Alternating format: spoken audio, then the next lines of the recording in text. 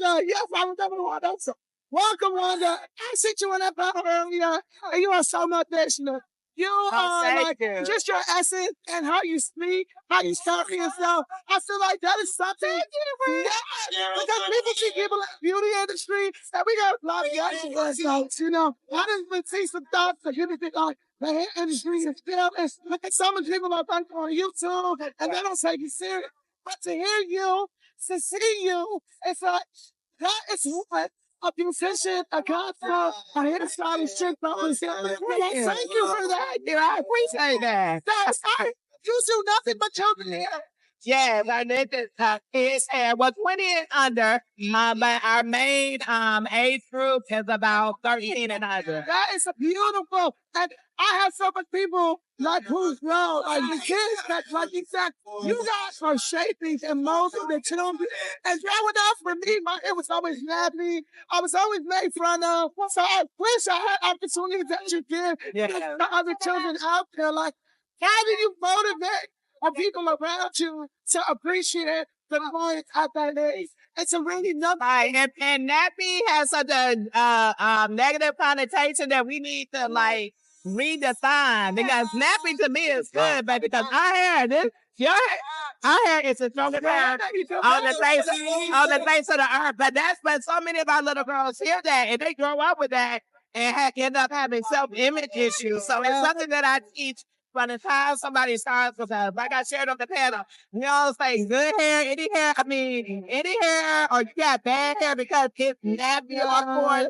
No, your hair is able to be still talented and full. You're able to wear natural styles and it's gonna be full. Baby, you got the strongest hair on the face of the earth. And then for our other girls that have fine texture hair and all of that, it's all beautiful because God made it. And so we want to make sure, like, every little girl that walks through our door, regardless of her hair texture, her hair length, or her complexion, we want her to know that she's beautiful. Yeah. What would you say is one of the hardest things about what you do? Because people would think like, okay, she doesn't, but kids, that when it comes to their emotion, they're the most sensitive. So like, what is the most hardest part about what you do? I actually think my silence, because let me tell you, when you work with children, you have to have a passion for it, because it's not, like, they are literally rating a moving target. You know, like, if the baby's like crying and they like, and baby, they just be, they go in the flow. No, I mean, sometimes we have some little ones who's just like, they not feeling it. And sometimes we have to do something simple, but for the most part, they're braiding moving targets. And then over time, we start to groom them. So baby, when they get those braids in their hair, they ponytail.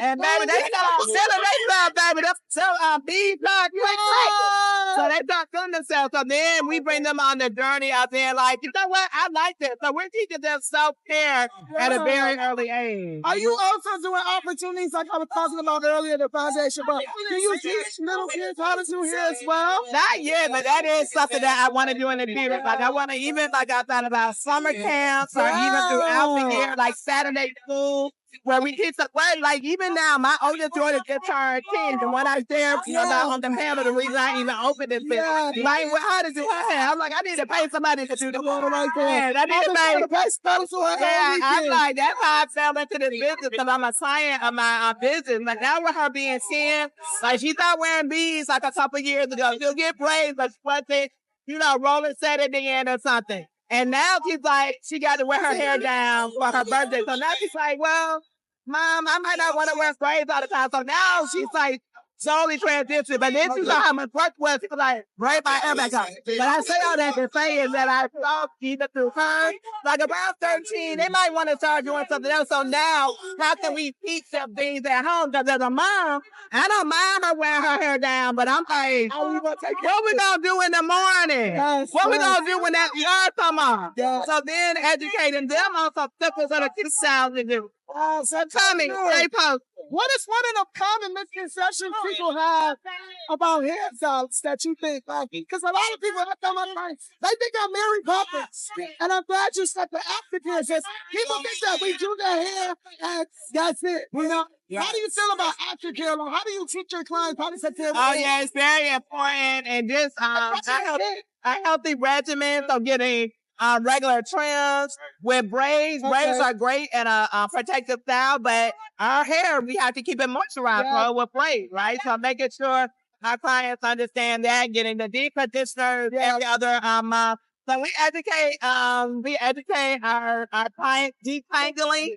So that's another thing. Like some of the babies hair that have really curly hair, you take it off, right? Oh, you got to tangle as you go. So we educate our parents. Yeah.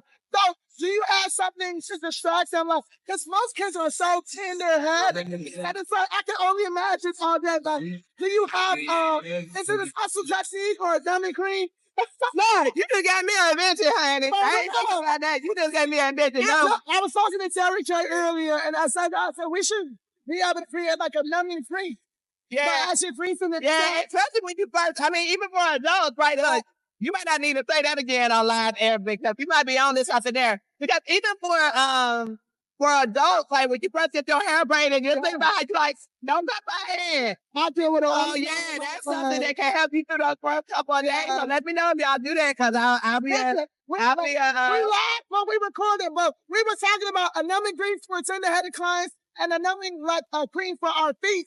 Stylist. It's hard. Yeah, it's hard work. That's what I would say. A misconception you asked about stylist. Yeah. It's hard work. Bending over. Like when I first started my salon, when somebody called out or something, I was in there. I don't have to be in there as much now because I have a management team at each location. She didn't really get that. But so yeah, it's not easy. It's not easy what you all do, and a lot of people take it for granted. So I would say that that's a misconception. But as far as the kids, I always tell the mothers, a lot of them are scared. Like, I don't know until sit there. I'm like, yes, fine. Most of them do.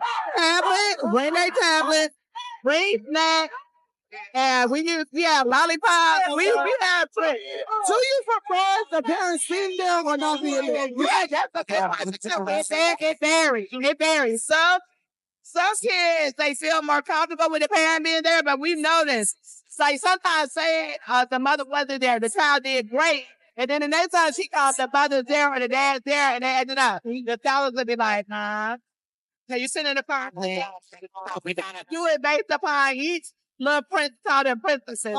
Each princess is a little different. So based upon how they respond, we gotta let the mom know. Yeah, for sure. And dance, because a lot of the dads bring their baby too. They do. Some of the dads be soft on my baby. Right. That's what I'm saying.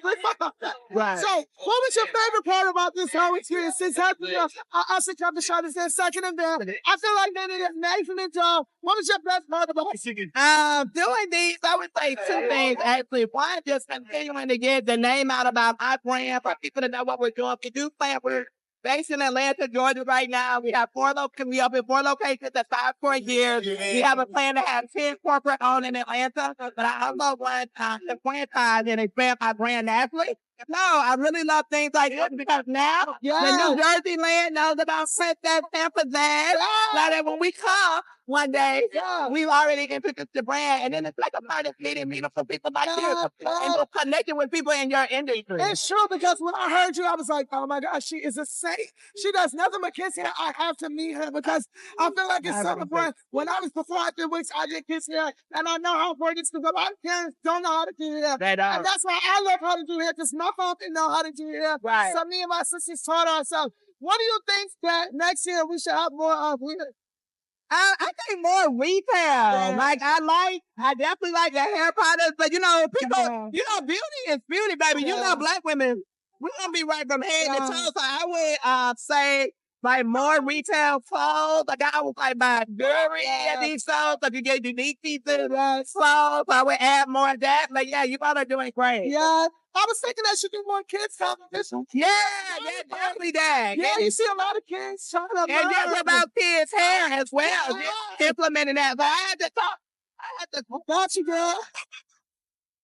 You are so amazing. I would love to feature you in my next magazine. So I'm going to collaborate with you. And just get me out there so people can know. Because what you're doing is so underactive. Thank you. I mean, one lady on TikTok, she brings little kid hair. And I'm like, she is a saint. She is a saint because it takes so much more patience. Oh yeah, I say two things. Like, don't work in the medical industry and don't work with kids if you're not passionate about it because it's so important what you're doing, right? In medical, you're usually meeting people not at the best times in their life. And with kids, you have a molding effect, right? So Those are two areas that I say, if you don't have a passion for it, don't do it because it's so vital and important. Those groups of people that you're working with. One more thing before I let you go, I want to hold you. I got so much things I've asked you. Do you think they should provide hair school classes in actual school, like the trade? Yes, we lost trade school. We have really lost that in the education system, and we want to bring it back now. I'm not someone that says college is not for everyone, because I believe education is for everyone, and I believe that everybody should go to college. That is my belief. Right. But you know what?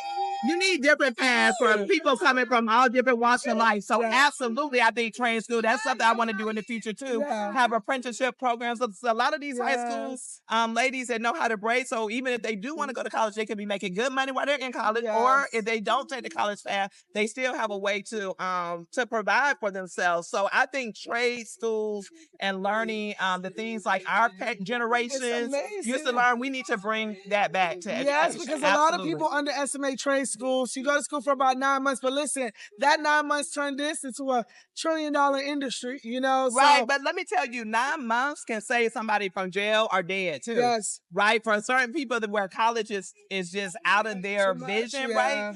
Teaching them a way to provide for themselves, because a lot of times our young people get into the wrong things because they're just trying to survive. They're just trying to survive, and so they look to the left and right on ways to survive, and that's what they jump in on, versus if they had an option, I think a lot of them would prefer another option, right?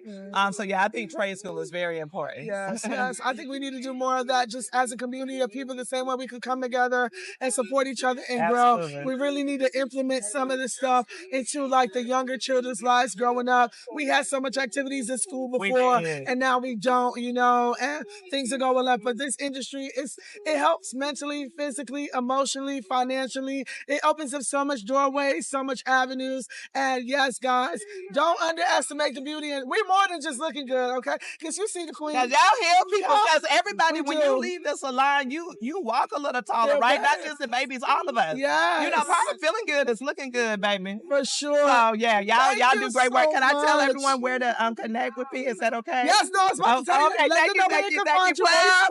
Plug it in. Come on. It's all about networking. Yes. You are live on Twitch in front of everybody so they can see you, and we're going to be reposting this. Okay, thank you. Wanda Roberts here, the owner of a luxury kids hair salon named Princess Hair Pizzazz. You can find us on all platforms, Princess Hair Pizzazz. Pizzazz is spelled Pizzazz. For the website, ad.com. For Instagram, Facebook, Princess Hair Pizzazz. Connect with us. Yes. One more thing before you go. So I know you have a lot of people that work with you. Do you accept new people coming in to try to work? How does that process work? Oh, absolutely. We're always hiring. Right now, we're in Atlanta. We have 4 locations. We have a plan to have 10 locations in Atlanta, Florida. Corporate owned. Yes. But we also plan to do a franchise and take it nationally. So be on the lookout for us over the next 5, 10 years. Yes. Or maybe sooner, because I have a plan, but I leave enough flexibility for God to move. Yes. But look out for us. But for anyone you know in Atlanta, please tell them about Princess Hair Pizzazz. We have a luxury kids hair salon. It's nicer than most adult salons, so it's really a treat. It's really a treat, and we invested a good amount of money in making our salons nice because we want girls, and especially brown girls, to have a place to come be celebrated and know that they are royalty. Yes. If you or anybody you know love working with children, you love doing hair, please reach out to Wanda, please. Yes, we're always hiring. Yes. Okay. Thank you so much for your time. Thank you for everything you taught us today. Just thank you for being great. Thank you for nurturing our children. Yes. That is so important, y'all. You'll see more of her. You'll see more of us. Hebs, thank you so much for this opportunity where I can just meet great people like this, and we can really connect and collab, guys. Do not miss out on next year's show. We look forward to it. Thank you so much. Thank you. Oh, man, I love You're so great. I love your interview.